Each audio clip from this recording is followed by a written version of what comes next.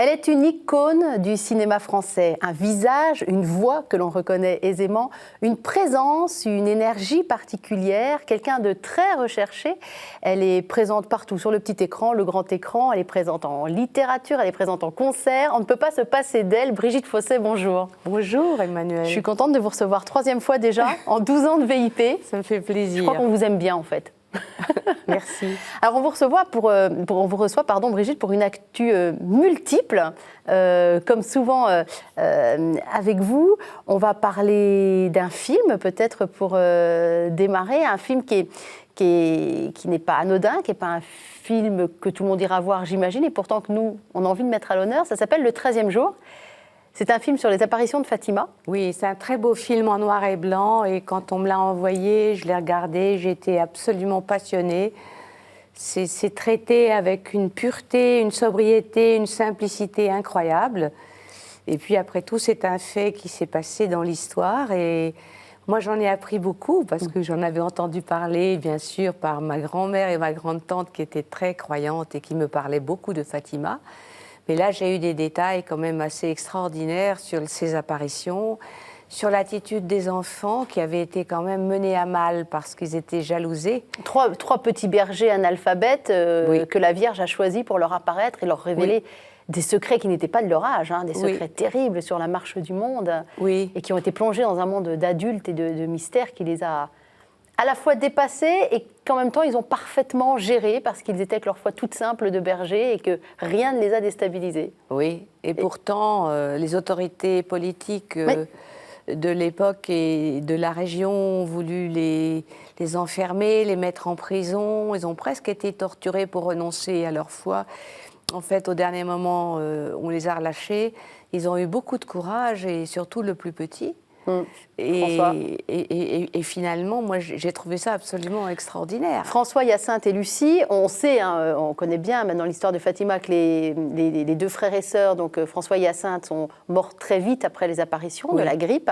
Oui. La Vierge, elle leur avait d'ailleurs dit qu'elle viendrait les chercher. Et puis Lucie, qui elle a vécu très très longtemps, puisqu'elle nous a quittés le 13 février 2005. Et vous, dans ce film, vous faites la voix off, qui est la voix de Lucie, qui nous raconte ces événements, parce que Lucie est rentrée dans un couvent, que ses supérieurs lui ont demandé de raconter. Et c'est vous, finalement, qui racontez avec beaucoup à la fois de compassion et de... Enfin, on vous sent vraiment dans l'histoire. On sent que l'histoire vous touche dans la manière dont vous le racontez. Et je propose qu'on regarde la bande-annonce, peut-être pour que les gens voient un petit peu de quoi nous parlons, parce que toutes les deux, on l'a vu, ce film. Qu'on regarde la bande-annonce et qu'on en reparle ensuite, Brigitte Fossey. Quand j'avais 10 ans, Jacinthe, arrête enfin, on doit le dire à personne. un événement extraordinaire a changé ma vie pour toujours. Mon père, vous n'allez quand même pas croire que la Vierge Marie est apparue à ses enfants. Je crois qu'elle a vu quelque chose. Je ne mens pas, mon père, je vous assure. J'ai été touchée par le surnaturel. C'est du blasphème, ça. Voilà ce que c'est.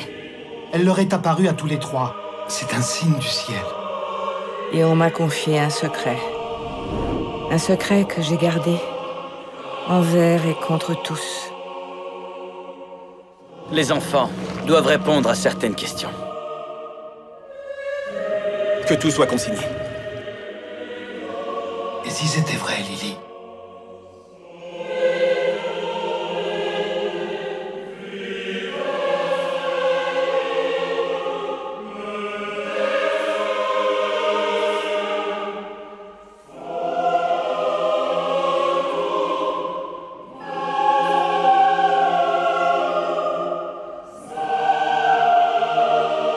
On a vu une dame qui venait du ciel et elle était très belle, maman.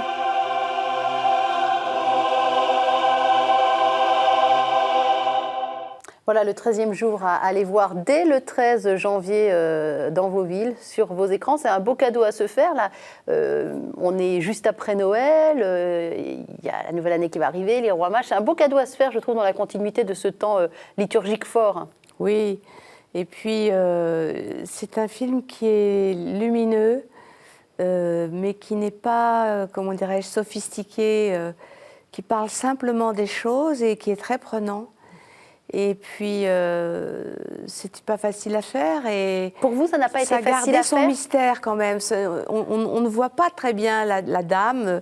On la devine, comme les gens d'ailleurs qui voyaient les enfants lui parlaient et qui n'entendaient rien. Sauf pour la dernière rencontre où ils avaient demandé aux enfants de demander à la dame de lumière, comme ils l'appelaient, Un miracle. Un miracle. Et ce miracle, ça leur a fait très peur. Et il y avait, je crois, Oui, parce qu'ils 20 000 personnes qui ils ont étaient présentes. vu le soleil tournoyer dans le ciel. Oui, changer de place, ils étaient terrorisés. Et il y a plein de gens qui ont été guéris ce jour-là. C'est très bien rendu d'ailleurs, cette partie-là dans le film. Hein. Oui, c'était pas Je trouve facile à faire. Je trouve que ça fonctionne. Et vous, ça a été compliqué pour vous, ce travail, d'aller mettre une voix off, donc on ne vous voit pas à l'antenne, une voix off sur les paroles, les mots de Lucie, où ça a été finalement assez simple parce que vous êtes totalement porté par ce qui se passe à Fatima? Mais en fait, j'avais le texte avant, donc j'ai pu le travailler avant. Mais j'ai surtout été portée par le film lui-même et par l'interprétation, justement, de la comédienne qui l'a joué. C'était pour moi une chance d'interpréter ça. C'était vraiment très, très beau. Et comme vous n'avez jamais caché votre foi, est-ce que c'est pas un peu pratique de venir chercher Brigitte Fosset ou Michael Lonsdal, quand c'est un homme, pour ce genre de projet? Est-ce que vous sentez qu'il y a un appel à ça dans les projets qu'on vous propose aujourd'hui? En fait, ce n'est pas tous les jours qu'on propose un rôle aussi intéressant. Enfin, quand j'étais enfant, on m'avait demandé de jouer le rôle de Bernadette Soubirous, qui avait été un très beau disque écrit par l'abbé René Laurentin. Oui, oui. Et je me souviens très bien de cette histoire. Je l'ai vécue donc de l'intérieur avec un très bon metteur en scène d'ondes. Et ça a été une expérience formidable. Et puis... Ensuite, j'ai eu la chance d'être dans une école religieuse. On m'a demandé de jouer le rôle de Jeanne d'Arc, on m'a demandé de jouer le rôle de la Vierge qui apparaît à Bernadette. Oui, ça vous colle à la peau quand même. Mais cette vraiment, histoire. j'y croyais beaucoup à l'époque. Maintenant, quand on me demande de jouer le rôle de la Vierge, j'y crois beaucoup moins. Parce que je suis une grande pécheresse, comme Marie-Madeleine. Mais quand j'étais enfant, je trouvais ça tout à fait accessible. Et tout à fait normal. Oui. Qu'on vienne vous chercher. Oui. Moi, j'aimerais qu'on revoie un extrait du film pour finir de convaincre nos téléspectateurs et nos auditeurs d'aller voir ce film. Je ne sais pas comment il va être distribué en France, mais on peut bien imaginer que les grands complexes ne vont pas forcément le diffuser, qu'il va falloir aller le chercher dans les cinémas d'art et d'essai.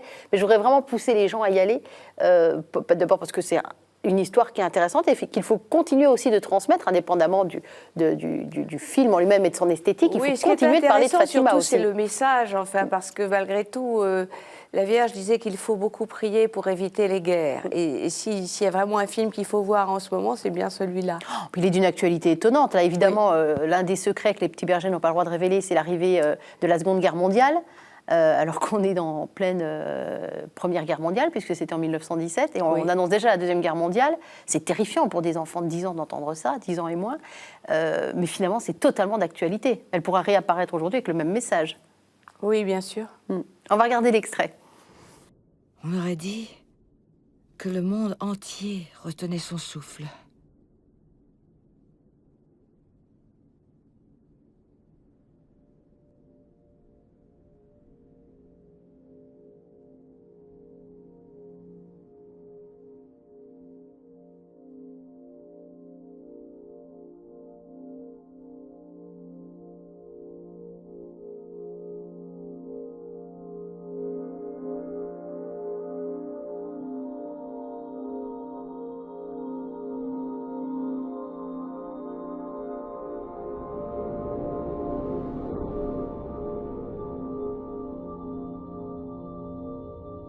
Et là, nous l'avons vue. Une dame plus resplendissante que le soleil.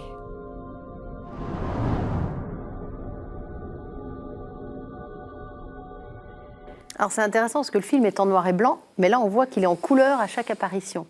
Il y a aussi des messages comme ça donnés par la technique. Oui, d'ailleurs je ne m'en étais pas rendu compte parce que c'est fait avec délicatesse, ce ne sont pas des couleurs très vives. Et j'étais prise et c'est vous qui me faites remarquer ça. Je disais en début d'émission que vous étiez une référence pour beaucoup de gens. On vient vous chercher pour tout un tas de projets différents. On vous a vu il y a très peu de temps, ce mois-ci à la télé, dans un projet enfin c'est pas un projet, c'est un téléfilm qui a totalement cartonné jusqu'au dernier. 3 générations de femmes qui se battent ensemble. Rien à voir avec Fatima. On est complètement dans un autre rôle. Je crois que vous avez dégusté aussi ce téléfilm-là.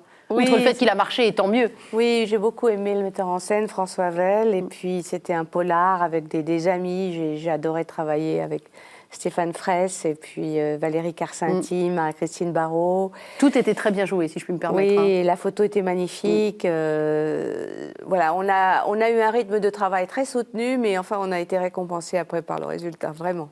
Et bientôt sur les écrans, donc courant 2016, on pourra avoir une comédie cette fois-ci. C'est juste pour montrer un petit peu toutes ces différentes fonctions dans lesquelles on vient vous chercher. Une comédie cette fois-ci de Solange Sicurel. Faut pas lui dire, une comédie belge, puisque Solange Sicurel. Parce que les Belges ont beaucoup d'humour. Il faut croire. Oui. Et là aussi, pareil, on vient vous chercher. On est encore sur une comédie de mœurs. C'est encore autre chose. Ah oui, alors là, c'est vraiment l'histoire de 4 filles de 40 ans qui sont complètement paumées. Et moi, je suis la mère de ces 4 filles. Et évidemment, elles en ont marre d'avoir une mère qui les influence. Alors, j'essaie de tirer les ficelles par derrière pour arranger les pianos, ce qui n'est pas toujours simple, parce qu'elles se trouvent devant des problèmes assez difficiles. Il y en a une qui n'est pas encore mariée, qui a peur des hommes. J'essaye de faire en sorte qu'elle trouve quelqu'un de bien.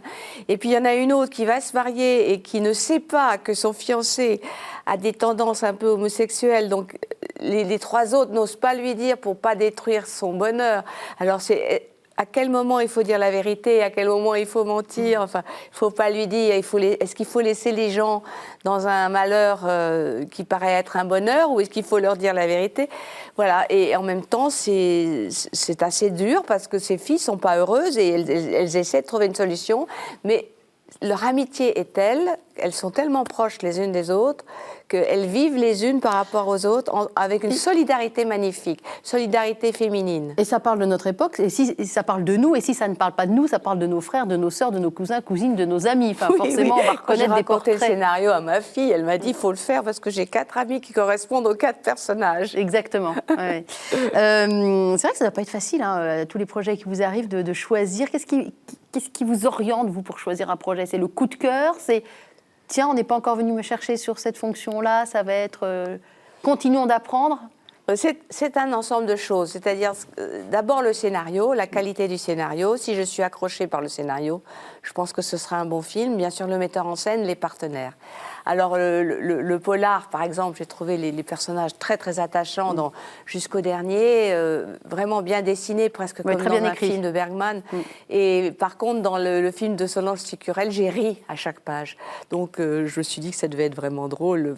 Parce que c'est difficile de rire dans un scénario. Quand vous lisez, il faut vraiment qu'il y ait beaucoup d'humour. Et puis, quelque chose qui vous caractérise aussi, Brigitte Fossé, c'est la profondeur. Je me souviens quand vous étiez venue dans l'émission il y a 3 ans, vous étiez venue présenter votre abécédaire spirituel qui est sorti au Cherche-Midi, et je vois que vous êtes revenue avec, ça me réjouit.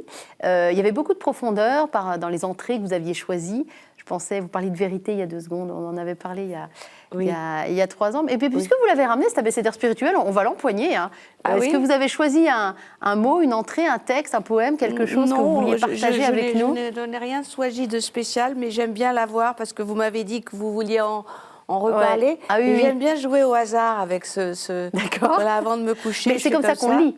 Pour être tout à fait honnête, ça ne se lit pas dans l'ordre. On ouvre, on regarde sur quoi on tombe. C'est chronologique, donc c'est abécédaire. Donc là, je suis tombée sur poésie, ça tombe bien. Très bien.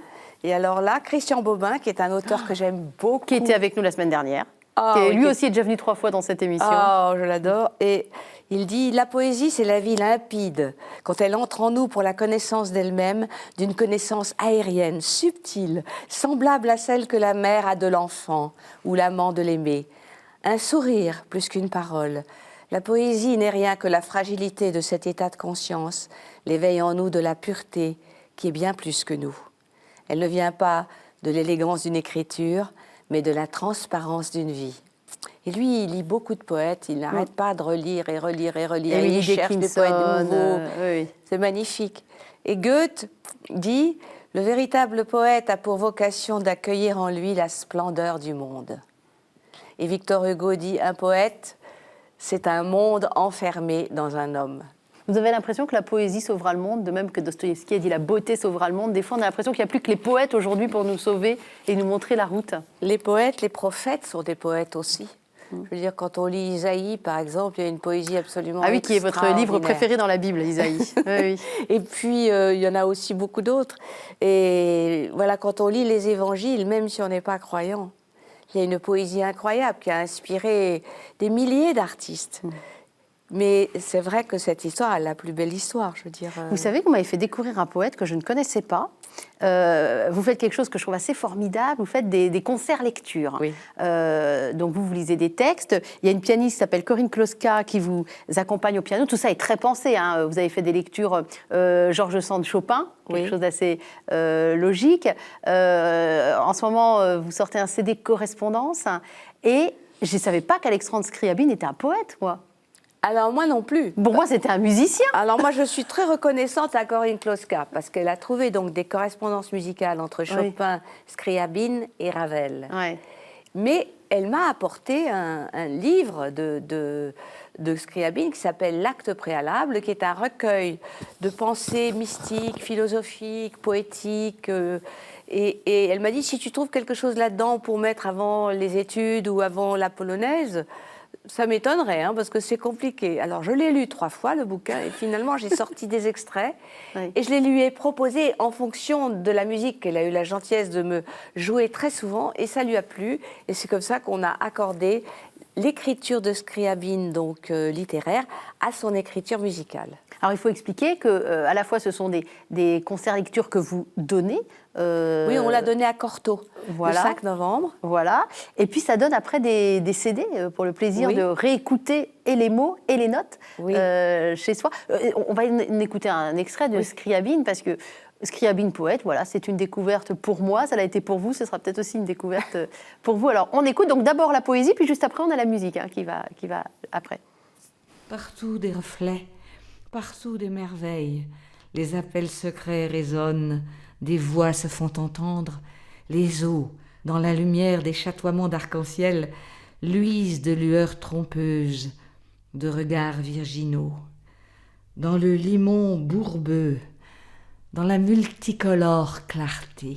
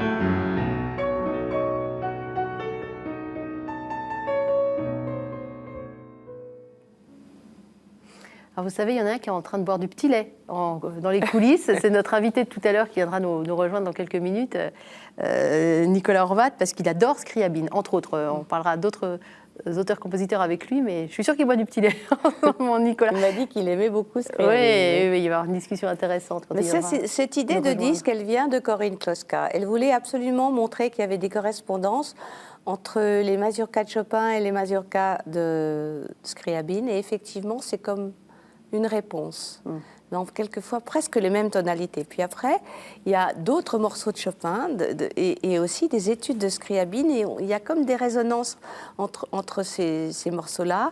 Et ensuite, il y a la merveilleuse musique de Ravel, Gaspard de la nuit, qui est donnée autour de ce très beau poème d'Aloysius Bertrand, où Ondine parle et où Scarbeau parle et le gibet qui parle de la mort. Et cette musique de Ravel est extraordinaire parce que après Ondine, il y a une musique, on a l'impression d'être dans la magie de l'océan, dans le palais du roi de la mer.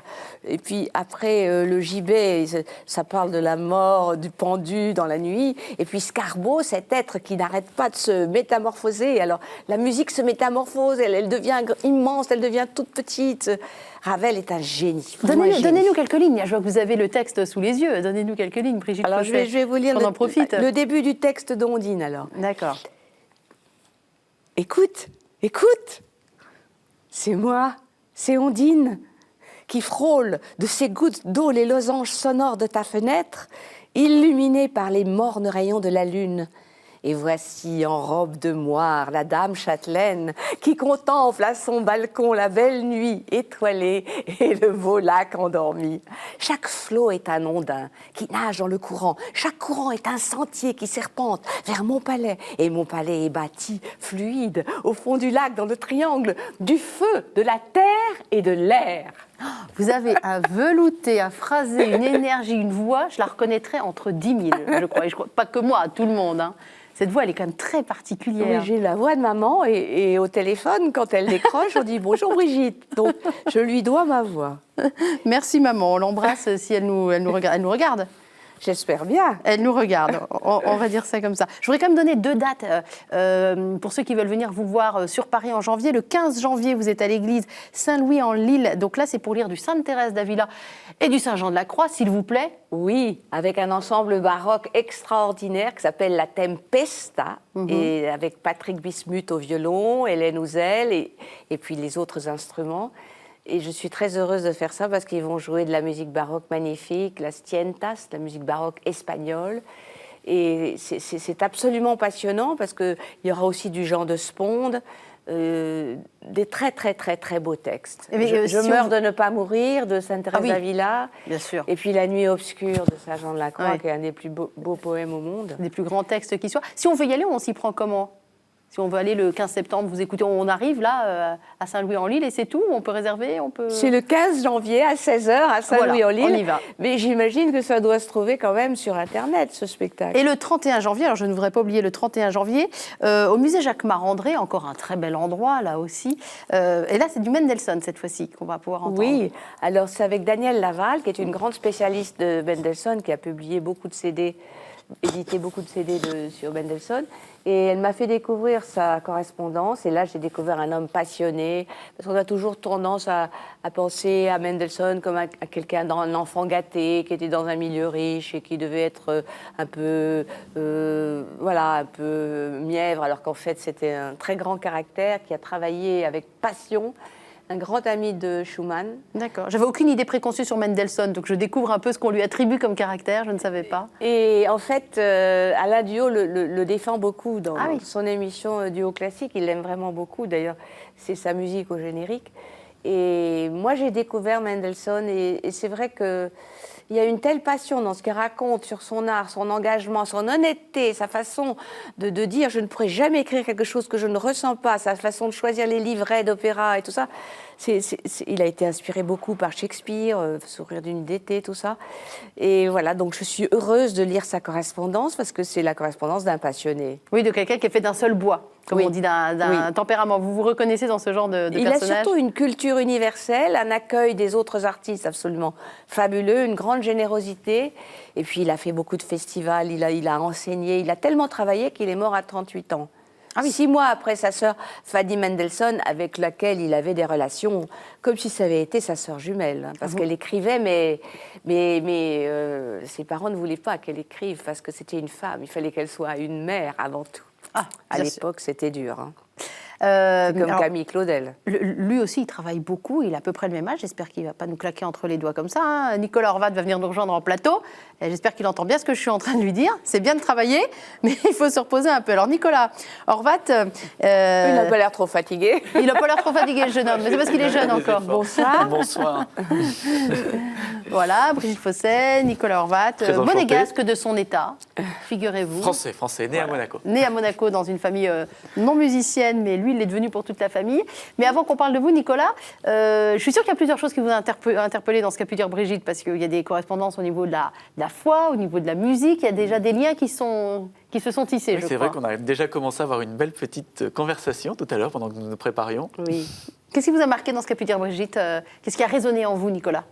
Beaucoup de choses. Déjà, c'est vrai que, comme vous disiez, Scriabine, forcément, Oui. puisque c'est mon compositeur favori. Donc, oui, c'est pour ça que je connaissais déjà bien les poèmes. J'avais lu le fameux livre, le fameux L'acte livre. préalable. C'est ça. Oui. Si je dis pas de bêtises, c'est le petit livre blanc qui avait été Oui. réalisé par sa fille, Oui, c'est ça. qui, par moments, est très complexe. Je sais que je l'ai lu peut-être un petit peu trop jeune, donc il y a des choses que j'ai eu du mal à comprendre. Puis c'est vrai que tout ce qui est mysticisme et tout ça... Non, mais on en a tiré des choses très simples. Oui. On a essayé justement de donner les moments les plus accessibles, mais qui reflètent bien le côté éclaté de la pensée de Scriabine et qui se retrouve dans sa musique. Oui, exactement. Alors Scriabine qui a Un peu résonné. cosmique aussi. Complètement. Oui. Quoi d'autre encore, Nicolas, qui vous a particulièrement parlé dans ce qu'a pu dire Brigitte? Forcément, il y a aussi le film de Fatima que j'ai eu la chance d'avoir De voir aussi. de voir. Et, Il est beau ce film. il est vraiment très beau. C'est vrai que j'ai été très surpris puisqu'au début je m'attendais, je pensais honnêtement que l'image allait être un petit peu comme Le Grand Silence, donc je m'attendais vraiment à quelque chose de je dirais pas glacé, mais une image plus propre finalement. Et puis ce côté un petit peu Murnau. On est vraiment dans un expressionnisme total, et puis vous avez c'est noir et blanc, et puis d'un seul coup vous avez la lumière, vous avez la première petite apparition avec la flamme de la bougie. Oui, c'est très beau. Et puis Il y a de l'idée et c'est bien mis en scène, oui, vraiment. oui. C'est un très très beau film, vraiment. Oui, oui, c'est pur. Et c'était pas facile à traiter. Oui, puisque finalement on connaît sans connaître, donc Oui. il y a beaucoup de choses trappes. Oui. Alors, vous savez, il vient de faire Compostelle. Moi, je pense que Fatima, c'est bien comme prochain pèlerinage, non? Déjà, j'ai fait qu'un bout du chemin de Compostelle. Déjà digérer un donc, petit peu ce petit bout de Quelle Compostelle. étape avez-vous fait? La dernière, Ah oui. un petit peu de la triche. Ouais. Non, pas du tout. Mais il c'est déjà remontera, c'est mal. pas grave, il va le Oui, faire à mais l'envers. normalement, cette année, on va commencer. Donc, parce que je suis avec la communauté de Rocastello. Et donc, chaque année, ils en font un petit bout.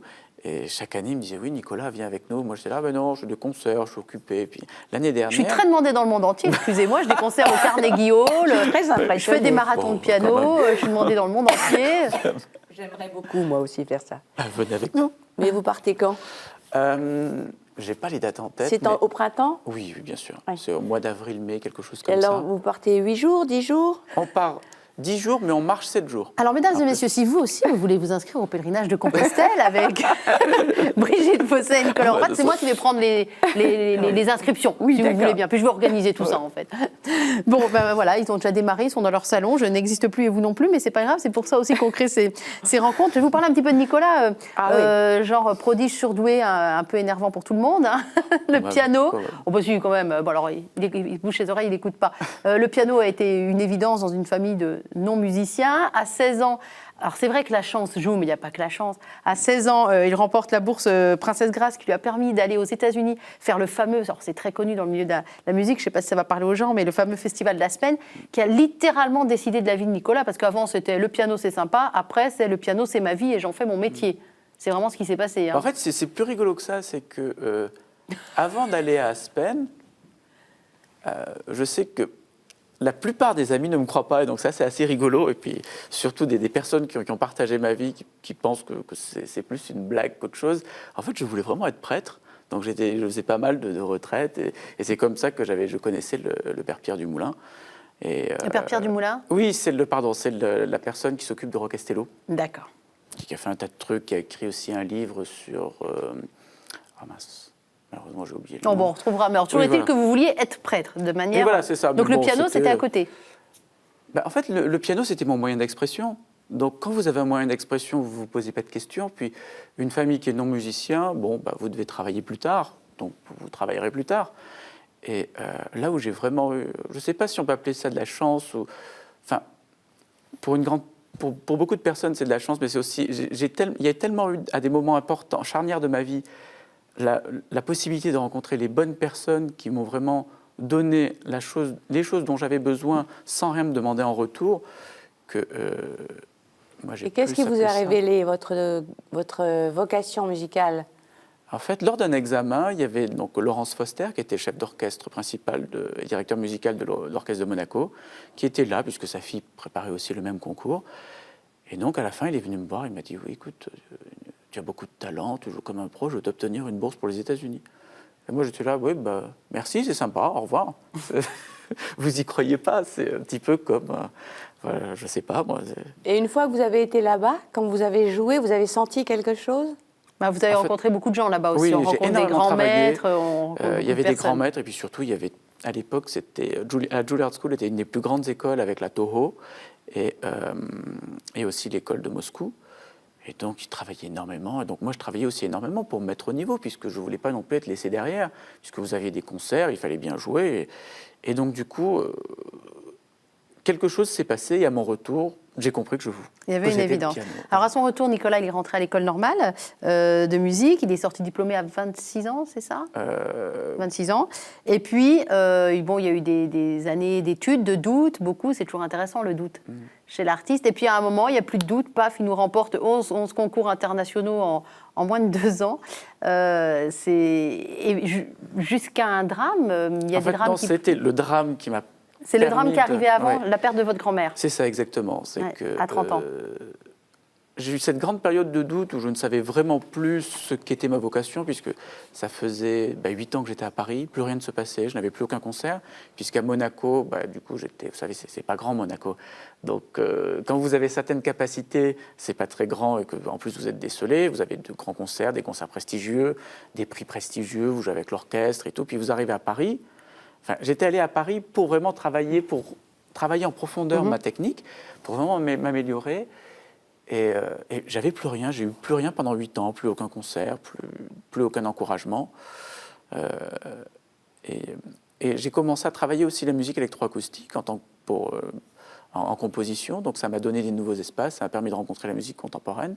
Et vu que ça marchait bien, je me suis dit, bon, c'est peut-être ça ma vocation finalement. Et quand j'ai eu 30 ans, ma grand-mère est partie. Alors très très importante, la grand-mère dans la vie de Nicolas. Oui, parce qu'en fait, c'était un petit peu... La transmission de la foi était passée par elle. C'est ça, exactement. Ouais. Et c'était comme une seconde mère, parce qu'au divorce de mes parents, en fait, vu que mes parents travaillaient beaucoup, j'étais tout le temps avec ma grand-mère. Et en plus, bon, famille italienne, vous pouvez imaginer facilement la place de la foi. Donc la grand-mère s'en va, mais en faisant un énorme cadeau quand même. Elle vous a quand même laissé quelque chose qu'elle a déposé en vous. J'ai eu vraiment cette impression d'une transmission, d'avoir la transmission de son énergie et de tout ce qu'elle avait en elle qui passait à travers moi. Et par catharsis, donc, je me suis inscrit à un concours international qui était le concours Scriabine, justement. Qui n'est pas des plus faciles à interpréter. Exactement. Et le plus drôle, c'est que je me suis inscrit 10 jours avant le concours. Voilà, c'est ça, il faut le dire. C'est que, en fait, c'était simplement une catharsis. Ma grand-mère était partie, j'avais fait une création d'une de mes pièces électroacoustiques, et donc je revenais de l'enterrement de ma grand-mère. Et donc je me suis dit, bon, je savais que ma grand-mère n'aimait pas qu'on pleure, qu'on fasse un petit peu des démonstrations. Elle était, c'était vraiment la grand-mère italienne. Et donc du coup, j'avais fait cette promesse que non, je ne tomberais pas là-dedans.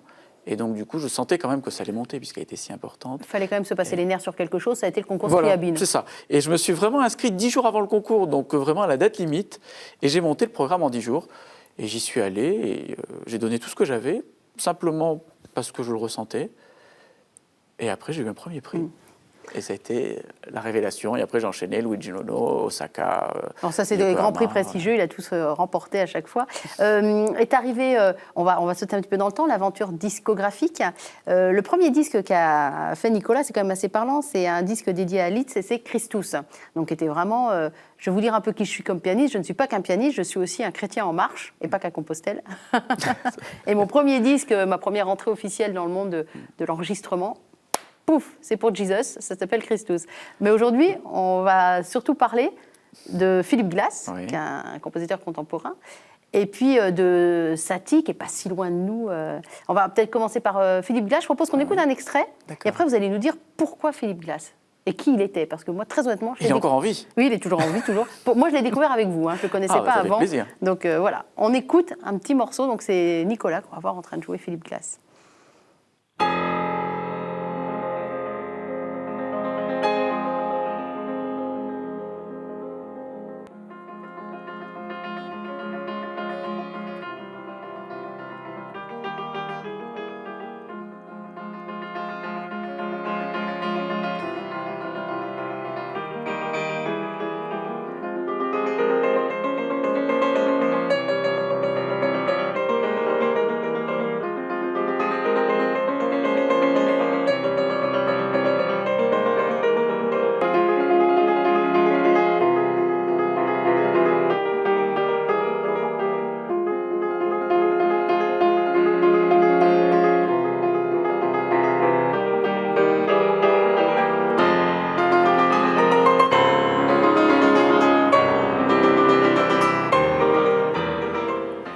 Voilà Philippe Glass qui fêtera ses 80 ans en 2017 et c'est pour ça que Nicolas se presse de sortir 10 CD. On en est au 3e là, hein, Métamorphosis. Ouais. Et le 4e 10 qui CD sort normalement soit en février, soit en mars. de l'œuvre intégrale. C'est ça. Donc de Philippe Glass, qui pour beaucoup de gens, quand on regarde un peu, qu'on se renseigne, quand on est ignare de comment et qu'on ne savait pas qui c'était, est plutôt un compositeur de musique de cinéma. Enfin, les gens Oui. rentrent chez Philippe Glass au départ comme ça, parce qu'il a été, je ne sais plus, 8-9 fois nominé aux Oscars pour des musiques de films. C'est assez Oui, impressionnant. Golden Globe, Ouais. Grammy Awards. Puis il a fait tellement de films, il a été repris dans tellement de films, il a fait beaucoup d'opéras, beaucoup de pièces. Finalement, il assume tout à fait le côté baroque de son travail compositionnel, c'est-à-dire un travail qui peut s'adapter en fonction de la demande, mais qui évolue en même temps, il continue toujours à évoluer. Pas mal de personnes le casent toujours dans une espèce de musique un petit peu facile, mais qui finalement date des années 80, alors que lui en est vraiment très loin maintenant. Et pourquoi lui alors, Nicolas? Pourquoi lui Comment on passe de Liszt à Philippe Glass? Ah oui, il y a eu quand même beaucoup Non, il y a eu beaucoup d'étapes, hein. bien sûr, je caricature. Disons qu'à la base, après Liszt, il aurait dû y avoir Satie. Satie a été retardé. Ouais. Il y avait aussi un projet Scriabine qui sortira peut-être un jour, si Dieu le veut. Donc on en est loin. Et après Glass, tout simplement, puisque donc en 2011, c'était quand est sorti le CD donc Liszt. J'étais invité justement au Collège des Bernardins pour la Nuit Blanche. Et on avait comme idée de faire une intégrale Philippe Glass, puisque c'est quelque chose qui marche bien. 2 ans avant, j'avais fait une intégrale Éric Satie en concert, qui était pas si mal. Et donc, du coup, là, on avait cette idée, ça marchait vraiment très, très bien. On a eu énormément de monde, il y avait, je crois, à peu près 2000 personnes. Oui, il y a qui eu un s'étaient répondant. déplacées. Oui, voilà. Il y a une proposition, ça répond en face, donc on se dit, tiens, Voilà, et donc du coup, Naxos intéresse m'a les gens. contacté en me disant oui, on a vu ça, c'est très bien, est-ce que vous accepteriez de sortir chez nous une intégrale Philippe Glass? Et j'ai fait bien sûr. mais moi je suis très contente parce que ça me plaît énormément. Ah, Je découvre avec l'œuvre. Vous plaisir. connaissiez Brigitte Philippe Glass? Oui. Sans doute plus que moi, j'imagine. Oui, oui, oui, oui. Vous êtes plus avertie. Oui, non, mais c'est vrai, c'est beau. Alors, on va en écouter un deuxième extrait, si vous voulez bien, de Philippe Glass. Là, on est dans quelque chose de plus j'allais presque dire spirituel. Ce que vous trouvez de la spiritualité chez... Ah, il y a une grande spiritualité chez Philippe Glass. C'est vrai qu'il date, mais il est plus, lui, du côté de l'Orient. C'est le côté un petit peu bouddhisme. Et on retrouve un petit peu à travers la musique de trance, ces itérations qui reviennent, mais qui, à chaque fois, vous avez un tout petit changement. C'est jamais une répétition identique. Et en plus, ce que j'ai essayé d'amener dans mon interprétation de Philippe Glass, c'est quelque chose qui manquait. On peut dire d'une certaine façon que, j'aime pas le mot, mais bon, c'est malheureusement le mot qu'on me prête, que je révolutionne, entre guillemets, la musique de Philippe Glass, parce qu'au lieu de la jouer comme on a l'habitude de l'entendre, c'est-à-dire en faisant, quand on a des répétitions, de répéter bêtement, en fait, j'essaie de lui amener un souffle romantique, et justement, à travers toute cette expérience que j'ai des grands romantiques, comme Chopin, Ah oui, Liszt, de ramener ça Scriabine. chez Glass, alors. Exactement, D'accord. puisque lui-même, dans les interviews, se dit bien enfant du romantisme de Schubert, de Chopin et de Debussy. Donc, j'ai essayé, moi étant français, avec mes racines Et italo-hongroises, hongroise. justement, de ne pas avoir une approche finalement très moderne et contemporaine de la musique minimaliste, mais de lui mettre ce souffle de romantisme qu'on a. Et donc, du coup, ça donne un autre Philippe Glass, je sais que ça plaît beaucoup, donc ça c'est chouette. Est-ce que ça lui plaît beaucoup? C'est ça qui serait génial, c'est qu'une fois que ce sera enregistré l'intégrale, ça allait lui présenter en personne, ce serait fantastique. Je sais que quand j'étais à Carnegie Hall, justement, que j'ai créé le cycle entier des études, j'ai eu très peur, puisque c'est quand même la ville de Philip Glass, et puis je fais un Philip Glass. Enfin, là, vous avez entendu dans les études, c'est quand même pas mal explosif. Donc du coup, j'ai vraiment eu un petit peu peur de la réaction, et je sais que le public était unanime. Enfin, pour moi, ça a été vraiment un choc. Enfin, c'est allé même au-delà du rêve, puisque déjà, je jouais à guichet fermé, ce qui était cool. Carnegie Hall, quand cool, même. Quoi. Et, Juste et une salle surtout, mythique. à la fin du concert, donc quand je suis revenu sur scène pour saluer le public, j'avais tout le Carnegie qui était debout. Et là, là, dans ces moments-là, vous dites que jamais vous rêveriez d'une chose Est-ce qu'il était pareille. dans la salle? Bah oui, il manquait plus Non. que lui dans la salle. Malheureusement pas. c'est Ah, ça. c'est Alors, dommage. on va vous écouter jouer, puis surtout, on va vous regarder jouer, parce que moi, j'adore voir les interprètes. Non, mais c'est vrai. Je sais que pour vous, c'est dur, parce que c'est vous. Voilà. c'est pas drôle. Mais nous, on aime. On regarde.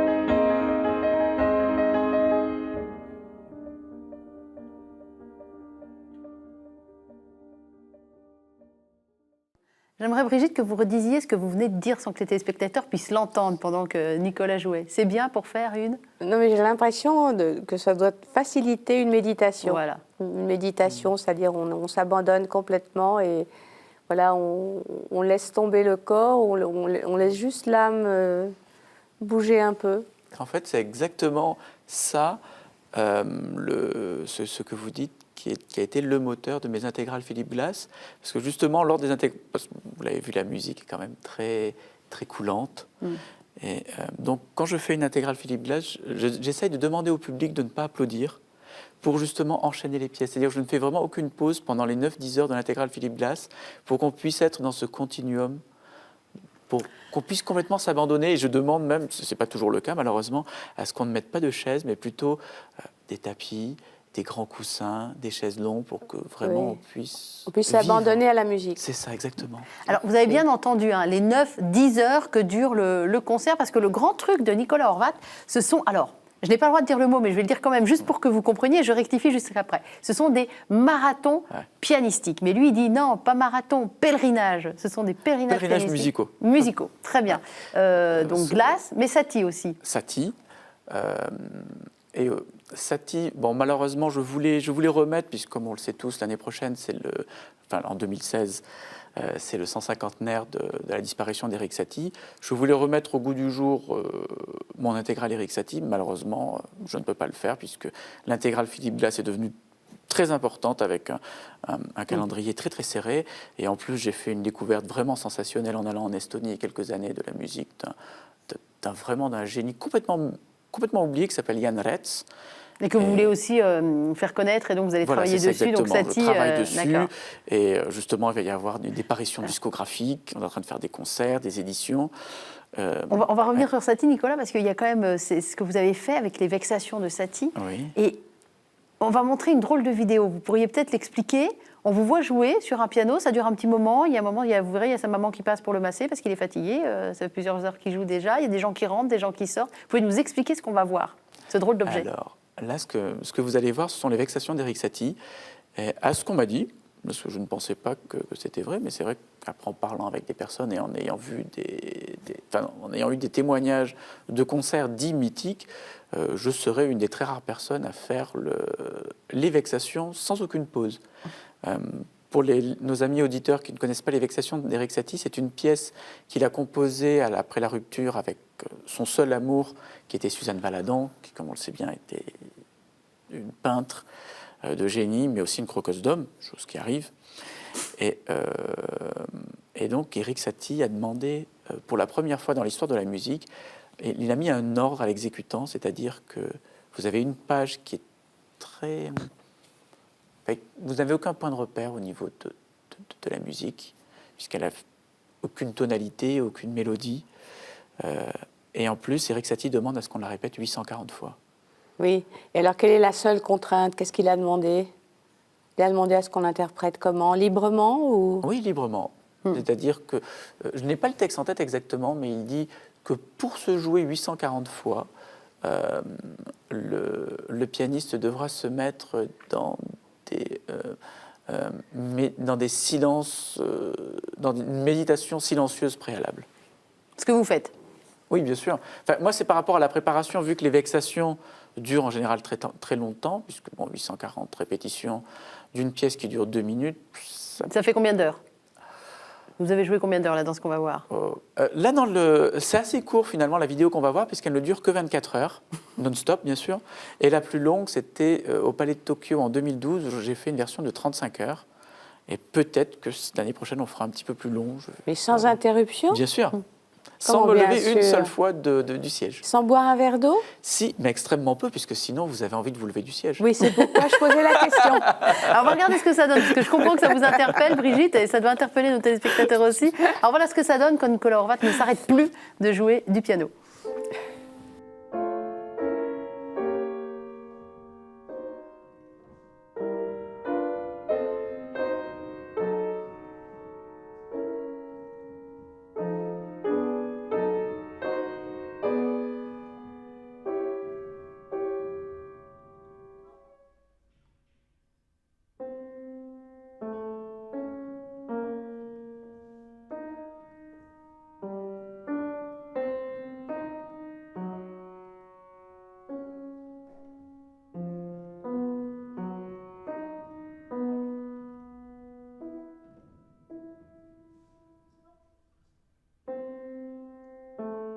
Voilà, c'est drôle à voir parce que ça passe en accéléré, pas la musique, hein, mais ce qu'on voit, c'est accéléré 80 fois, vous disiez, puisque c'est 24 heures de piano.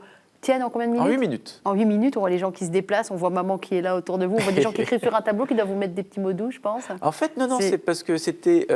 j'aime beaucoup travailler avec différents types d'art, parce que je trouve que c'est bien plus enrichissant que la musique. Ah, donc c'est un dessinateur? C'est un peintre. Un peintre, et pour les 35 heures, je me suis aussi associé... Là, c'est donc Andrea Clanetti, Santa Rosa. Et pour les 35 heures, je me suis associé aussi avec un ami artiste vidéo qui s'appelle Laurent Fievé, où justement on va faire une sculpture qu'on va essayer de présenter l'année prochaine parce que les 35 heures ont été enregistrées sur un disque clavier. Et en fait, un disque clavier est un piano qui joue tout seul, vous savez, comme dans les Lucky Luke.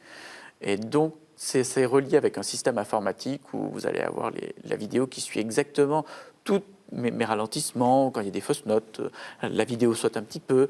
Et donc, oui, j'aime beaucoup travailler avec les artistes. Et là, donc, c'était un peintre. Et puis, oui, j'ai eu des messages puisque ça passait en direct sur Internet. Donc, j'avais des amis qui étaient dans d'autres pays qui m'encourageaient ou des gens que je ne connaissais pas qui me disaient, vas-y, courage. Et la prochaine performance, c'est pour quand alors? Qu'on puisse y venir avec Brigitte quand même? Alors, malheureusement, je ne sais pas. Il faudra qu'on amène que 2-3 trucs à manger quand même. Ah bah oui.